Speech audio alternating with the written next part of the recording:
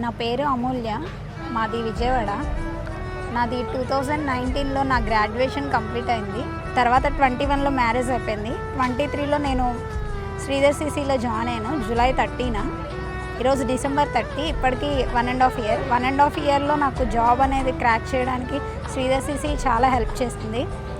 ప్రతిరోజు మాక్ టెస్ట్లు ఎక్స్ప్లెనేషన్కి నేను ప్రతిరోజు అటెండ్ అయ్యేదాన్ని. నాకు ఎస్ఎస్సి జీడీలో ఐటీబీపీ జాబ్ అనేది వచ్చింది. కొంతమంది అన్నారు, ఏమీ లేకుండా మీ ఆయనకి 20,000 శాలరీతో నువ్వు పిల్లల్ని కంటున్నావు, అసలు ఎలా పెంచుదాం అనేసి కూడా కొంతమంది క్వశ్చన్స్ చేశారు. వాళ్ళకి ఇది సమాధానం అనుకుంటున్నాను.